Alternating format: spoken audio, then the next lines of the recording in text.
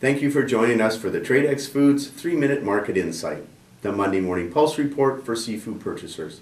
Some fast facts to start this week's insight. Rumor has it that Japanese inventories of rock sole and rock sole with roe are still heavy from last year, leaving us to believe that current frozen at sea rock sole fishery could see reduced prices. In the news this week, it's anyone's guess where Alaskan Pollock Market is heading. An increased supply, well-stocked inventories in Seattle, and heightened demand are all leaving buyers confused. The 2011 quota is up 54% over 2010. Last year, the quota was the lowest it had been in 32 years. Fishermen are welcoming the jump in supply and are also reporting that market prices are more heavily influenced by the demand, which appears to be on the rise.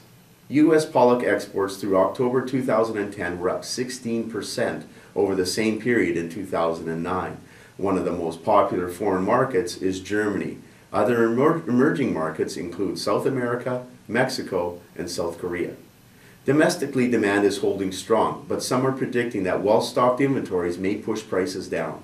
For right now, prices for raw material are holding steady at around $1,300 to $1,400 per metric ton.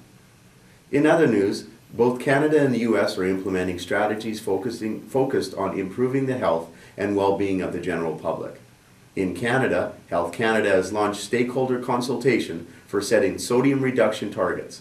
The focus is on reducing sodium levels in prepackaged foods. For frozen seafood products, the draft Canadian target is to reduce sodium levels from an average of 467 milligrams per 100 grams to 450 milligrams per 100 grams.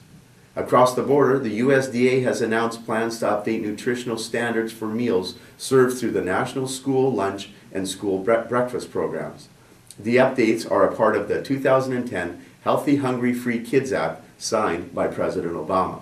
The proposed changes, which have not yet been released, call for 2 servings of fish and seafood per week.